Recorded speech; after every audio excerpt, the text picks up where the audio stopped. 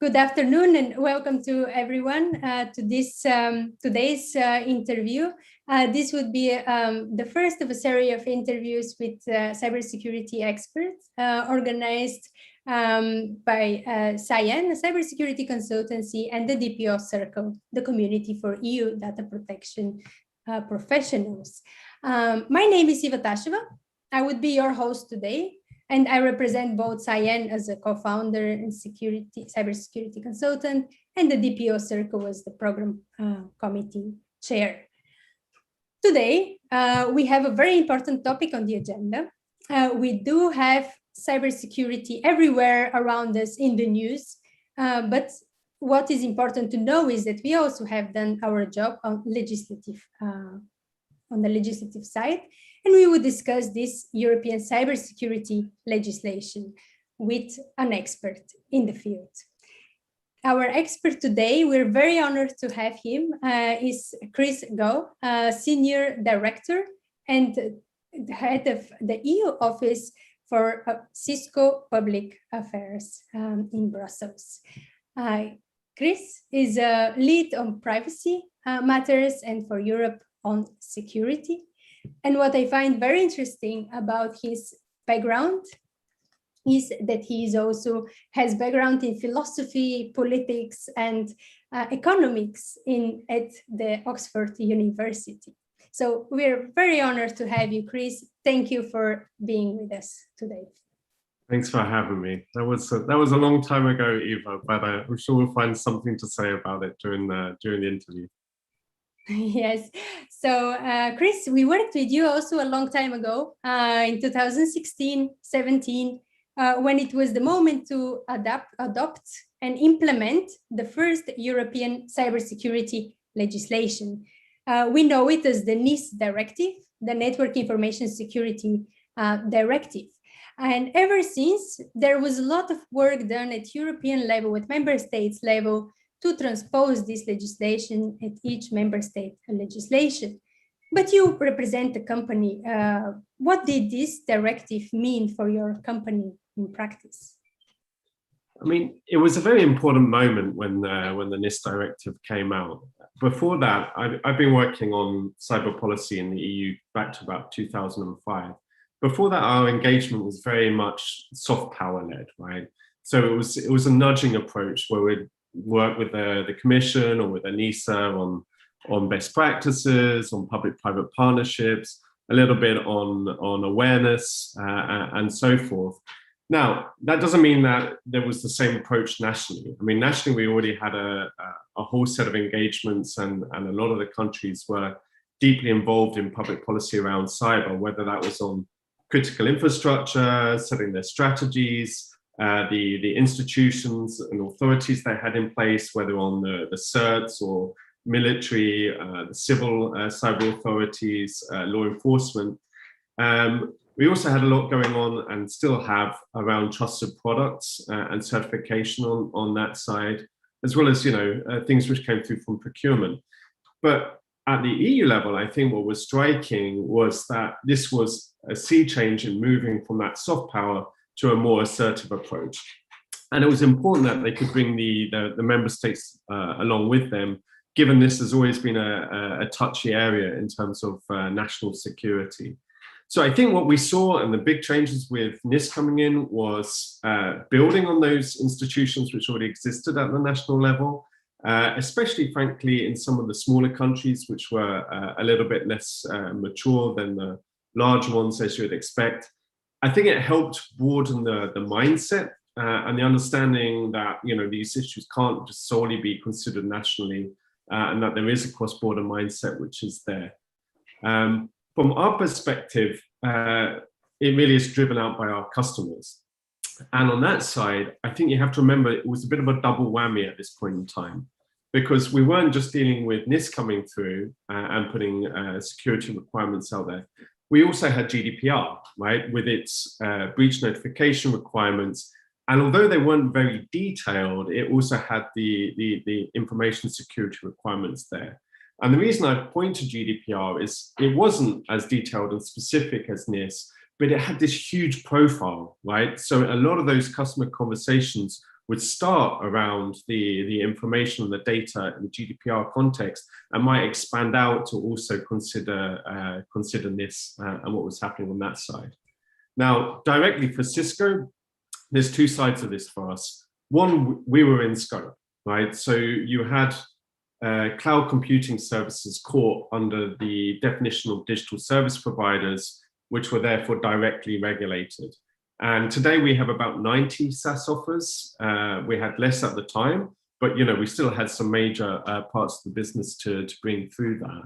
And then secondly, it was in helping our customers, right? Helping them understand the directive, what they need to do, advise them, because it's not all just about the solutions we could put on the table. It was also advice on how you consider this holistically from a process point of view, the policy and the technology. And we had a set of services which were obviously helping walk customers through that. Yes, it's very good that you brought the GDPR. Indeed, that was a very debated regulation at the time with obviously very broad scope. So everyone had to do something in their company to come into compliance with the GDPR. And we still see a lot of developments going on in terms of sanctions and in terms of improvement of compliance. But what did you find the most challenging in implementing the NIS directive?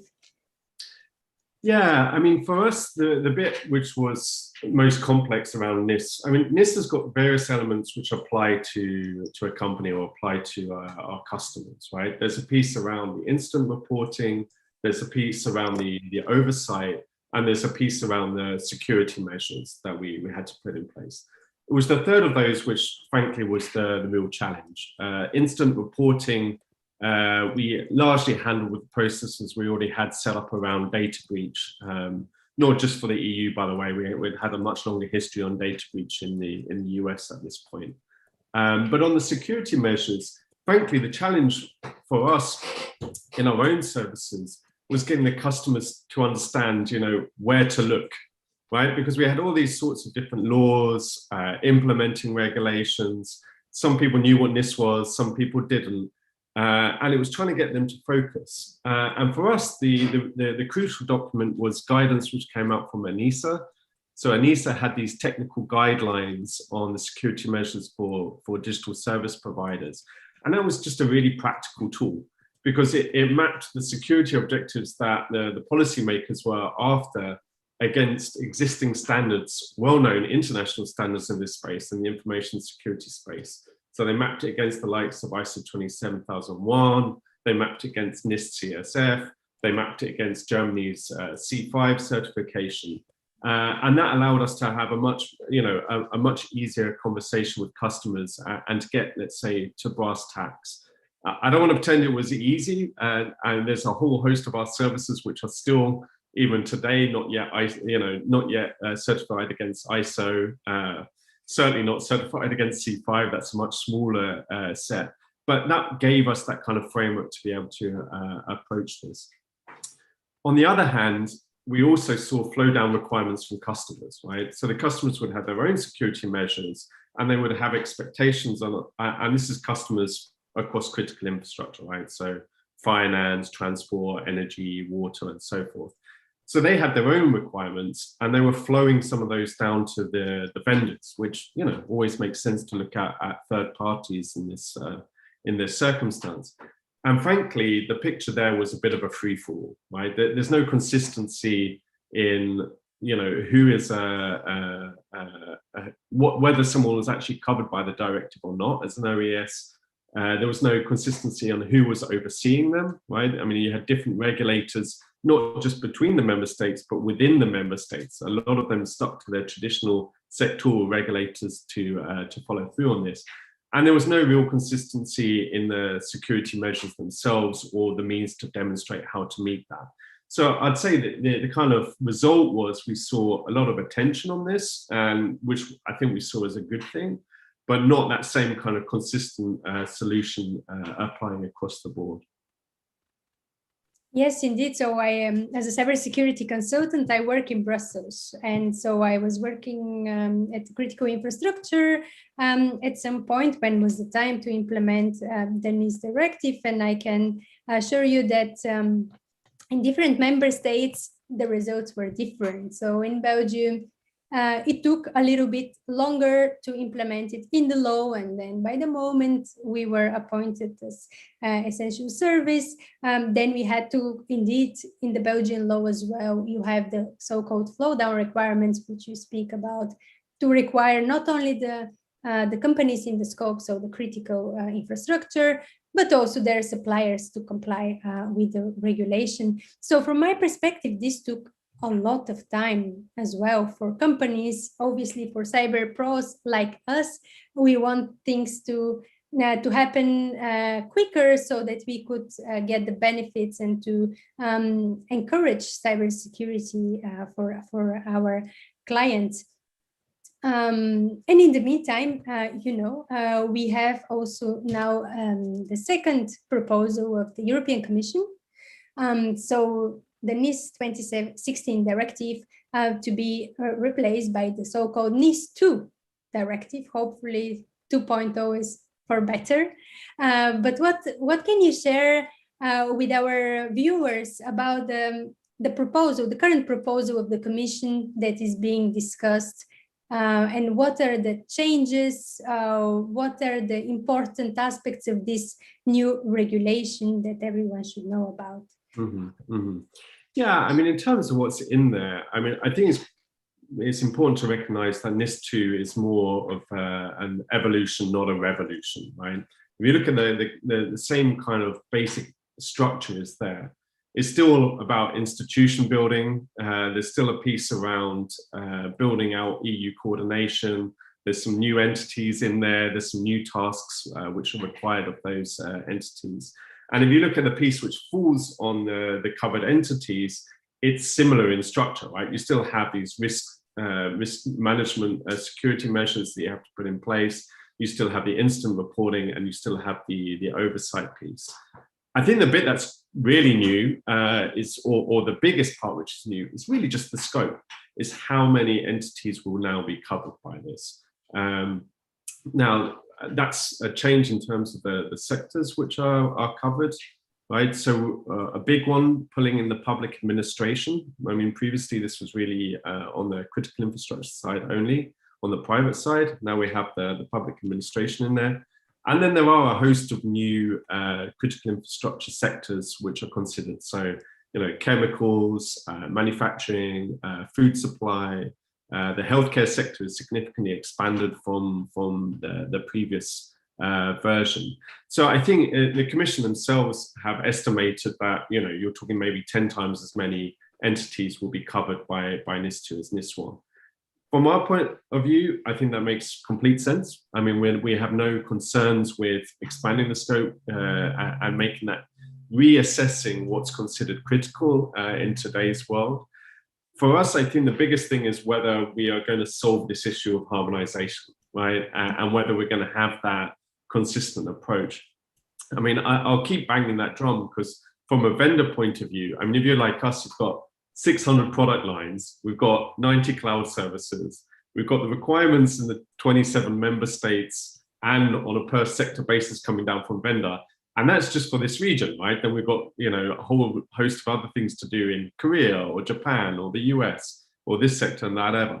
So being able to form a kind of common controls baseline for us, and then, those set common controls influencing the kind of standards or certifications we might use to demonstrate to meet that is really crucial. And our sense is the tools are there in NIS2 on this, right? I mean, on the one hand, you do have implementing acts from the Commission or delegated acts.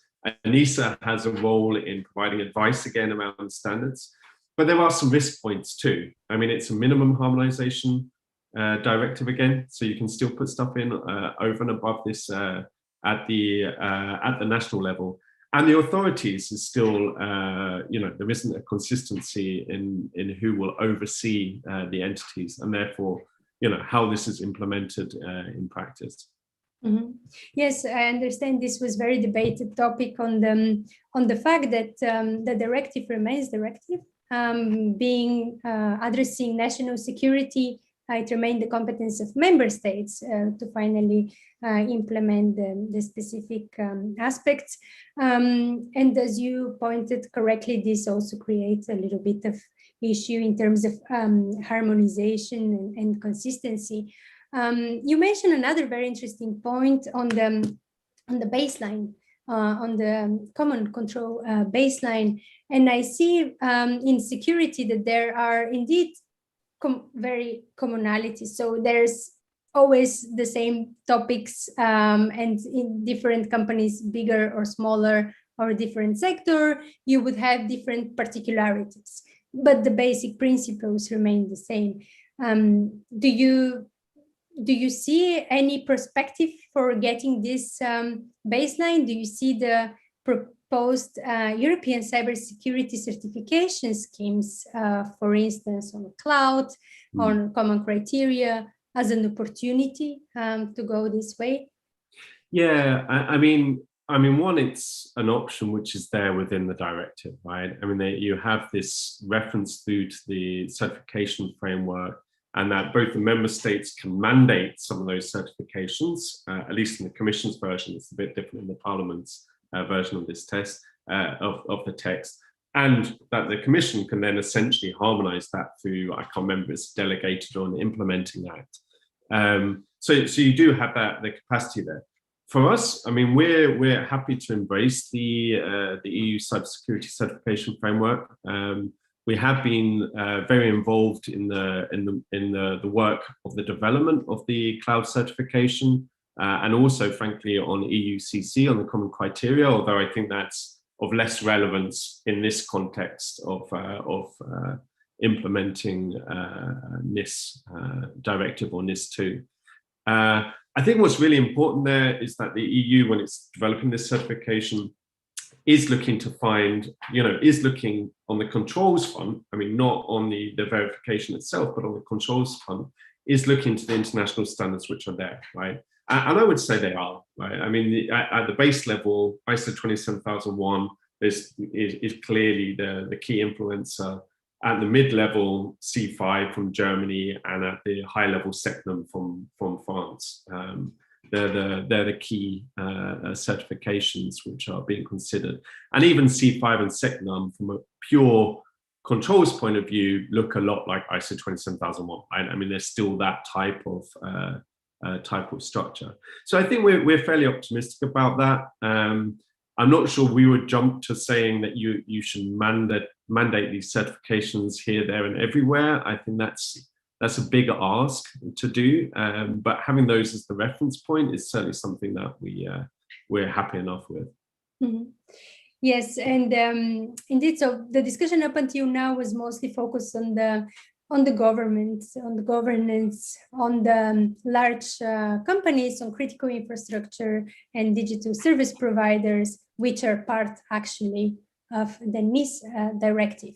But there is, as we have seen recently, there is a whole universe of other companies, and we are obviously all interconnected, and we all work together. We all represent the defense or the offense side of the cybersecurity. And my question to you would mostly focus on this other segment, the smaller companies, the SMEs. I know Cisco serves mainly B2B clients, probably also the biggest, but what about the SMEs? How can we support them to increase their cybersecurity, as well as, do you think they really need a big budget for that? Or it's more question of knowledge and awareness? Yeah, it's a good question. And I would highlight with NIS2 that mainly smaller micro enterprises are out of scope, right? With some exceptions. But one of the stats that I like is that 62% of all cyber attacks hit small companies, not the big guys. So just because you're small doesn't mean you can hide away and you're not impacted. I think, we do a study each year, which is called the Security Outcomes Study, where we go out to various security and IT professionals across all of our customer base. I think we hit about, don't quote me on this, but roughly 4,000 professionals in the last study. And we get to split that out by looking at the different sizes of companies too, right? And one of the interesting things that came out in our last study on small was, which things that they could do which would have the most success in their security program. And there were three which were at the very top. One was on basically having a sound strategy for cyber. So really, basically, let's prioritize what it is that you're doing around cyber. Two was to have prompt disaster recovery. So in essence, kind of planning to fail. And three was on the technology front, right? And this, by the way, was completely consistent across all of the different sizes of companies, refresh and have the modern technology in place.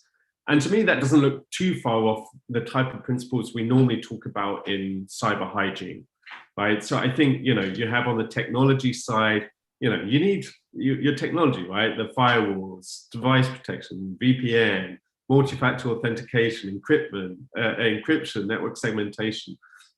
There's a part around process, so that part about setting the strategy in the first place, but also having those processes and policies in place around authentication, like password management, around access control, on documenting what you have, right? Your hardware, your software, and patching, patch, right? Keep it all updated. And also having backup, right? To make sure you can recover in case of failure. And then the third piece, of course, is always around people. So I think, if you're a two-person outfit, a 50-person outfit, a 10,000-person outfit, the first point of success in protecting yourself is your people, right? So making sure they're trained, and also that who does what in case things do happen, or in case things, or just who's responsible, full stop. So I don't think that needs to cost the earth, but clearly, you do have to pay attention to these things, and not just trust that as it's someone else's problem. Exactly. So everything that you mentioned, indeed, it's similar whether you're big or small. It's applicable. It's different granularity and different, let's say, ways of achieving it. And so, do you consider that excluding the SMEs from the directive actually is a good move, or would you think that it would be a real burden for them? I mean, I understand it. I'm going to be honest, because I think, if we're sitting here struggling to take all of our offers through this kind of product development process, or the certification, all the rest of it to meet this, I can only wonder how much harder that is for an SME, even if they've got a small product line that they're doing. I think, what you do see in there is still a process to identify certain higher risk SMEs. And of course, on the telecom side, they're included regardless. So it's not that they're out of scope. I think what would help is probably to have a bit more consistency in that, because, again, that's pushed down to the member state level. I'm also not sure in all cases that it's helpful for SMEs to be out of scope. I mean this particularly ones who are out there, who might be small cloud providers or SaaS offers, who simply might struggle to compete when it comes around to it because they can't show the same credentials. Now, I'm sure they'll do a lot anyway, but it's helpful as a framework to be pushed through this kind of legislative initiative. So if I understand correct, perhaps we could use the NIS directive as an awareness raising tool, even if it's not mandated for everyone. It could be a good practice. Yeah, it's certainly when I think, when we're going to see the kind of materials which come out the back end of this, the practical side of it, how to implement it, I think they can be a lot of use. I'm not wildly convinced that, every SME should be sitting there going through the legal phrasing of it to understand that. But yeah, certainly once we get to the practical implementation. No, but this is why we have you, and this is why we have Anissa, right? To guide them through the details. Obviously, it's a shared responsibility, so we cannot expect anyone to come up being secure from a day to another on their own. And so I asked on our chat if there's any questions. You could always raise them in the chat. Whether now in the live we would address them, or later we can always come back and respond in the comment section, so don't hesitate. I'm sure many of you have experienced the NIS directive, and perhaps you also have your experience to share from the variety of sectors there are. Don't hesitate to do that. We would be happy to hear from you. Chris, another question that come to my mind while you were speaking about the government sector, about the health sector included in the scope. Obviously, we have learned some lesson from the recent events in the world, mostly in the US. My question is, on the one side, do you think we would be able to improve our cybersecurity of health or administration? And actually, the question really is about how can we overcome all the burden there is already in these sectors to be able to also place the budget and resources in implementing good cybersecurity hygiene and. Yeah, I mean, on health, I mean, I think it's it's a difficult space in a way, because you can see the risk that exists there, right? I mean, when something goes wrong, you're talking about loss of life. I mean, it's the heaviest burden there is.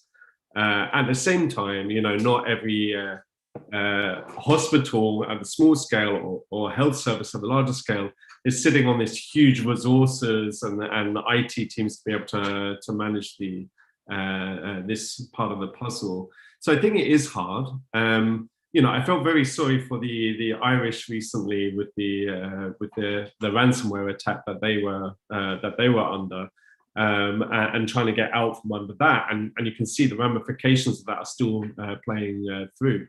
I have a friend of mine, and this is just a side anecdote. I have a friend of mine who's getting married in Germany, but is an Irish citizen, and he can't get his birth certificate still because of that attack. No. So you can see the way that this spins out is it can go way beyond what you expect. Look, I think from the point of view of what they can do, and particularly in the context of targeted ransomware, which I think we increasingly see the healthcare sector being a target of. It's not just the Irish who've seen that. Actually, I think the FBI said there were 16 separate cases of it in the US in the last year or so. I think on that, obviously, they have to look at it from the point of view of stopping the attack getting there in the first place, right? So from the technology point of view, anti-phishing, anti-malware. For, you know, that really kind of targeted attack though, like this, where the end goal is, you know, to get a return of $20 million or so, and you've got the type of resources that can make that happen. I don't think you can really rely on protecting the perimeter. So I think stopping them moving laterally in the network is your best shot at this, and also disaster recovery. You know, how well placed you are to get up from off your knees in that place. I think, frankly, that understanding that the traditional perimeter is gone is something that we all need to take into account. It's not just about this and the ransomware type scenario, but it's something that we have to all address, because we're all operating from, you know, anywhere, anytime, any device, right? And the pandemic, if anything, has just sped that up. I think, you know, coming back to your original question though on the healthcare sector, yeah, I mean, it's the same. I think you made the point before. It's the same basic things that we all have to consider. We all need to look at it from a process point of view, technology, and a people point of view. And I don't think that's different. It's just different on what kind of resources you have and your ability to execute on that. But you know, let's I'm sure that sector is looking very much at this, and there's a lot of companies out there trying to help them. Yes, absolutely. I wish there was also more budget and priorities coming together with the regulation, but hopefully there would be time for that as well in the near future. We already have our time. Unfortunately, I think we could go and discuss further. It would take all the sectors. I think there is a very interesting also developments. But for today, we managed to understand. Thank you very much, Chris, about the regulation, what is in now, what is out, and what we can expect. I would like to close the debate today with a more personal question for you as a policy expert.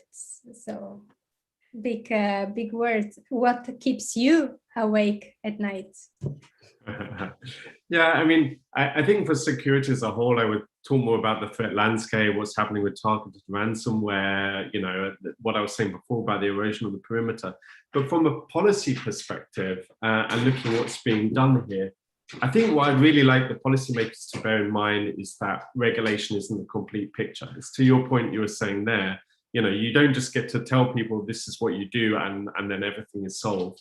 I mean, going back to that security outcomes study that I mentioned, actually, when we talked to the IT and the security professionals, they said of various things or outcomes you should aim at, that regulatory compliance was the easiest. The hardest that they pointed out was being buy-in of peers, so trying to create the security culture within your company. It was hard to get talent, so solving the skills gap issue. And it was hard to avoid waste. I mean, that's something we all have, but you know, misused technologies, unnecessary rabbit holes that you go down. I think as that translates to government policy, right now we have this massive opportunity with this, with the recovery plans which are out there in almost every country, right? We have the EU one, the RRF, Recovery and Resilience Facility. We have the equivalent in the US that they're putting $2 trillion into infrastructure. And you can see the focus, right? Digital and green on the transition. The message I want to add in there is, look, that digital transition sits on a foundation of security, right? You're not going to have effective digital transition without it. So I would like there to be some kind of recognition and focus that as we're rolling this out, as we're making this digital transition, which is absolutely crucial for our society, that we don't forget security or try and tag it on afterwards. The second thing I would say is skills. You know, I mean, there's lots of companies doing their bit in this space. I mean, Cisco, our networking academy, trained 600,000 people last year on cyber skills alone. But, you know, this is a common problem. This is a common global problem. The shortage, when we asked our customers, 70% of our customers said they're suffering from the skills gap in this space. So this is something that I think that policymakers could also work on. And the final piece is going after the bad guys, right? I mean, we've talked a lot about what you can do from a resilience point of view, what we can do to protect ourselves, but there's also a case out there to make it harder for the bad guys, right? To make it less cost effective for them to use cybersecurity as their way to make money. And that includes, you know, on the operational side, in the investigations, the legal framework, and also setting the rules of the road for government and state actors, because sometimes the bad guys are actually the government themselves. That is a very good point. So let's all try to do better and to do good. I understand. Thank you very much for pointing to very specific instruments that we could use to sponsor this objective of a more secure digital and society in general. I hope your words would be heard from policymakers, and I have no doubt about that. On the skill side, I think it's also very important, and what is also very critical at some point is to create more clarity of what are the different skills required for cybersecurity, and try to make it more acceptable and more approachable to people to enter the field, by showing the different career paths and the relevant soft or technical skills necessary. Otherwise, for someone speaking from experience, cybersecurity is too big of a sea to grasp.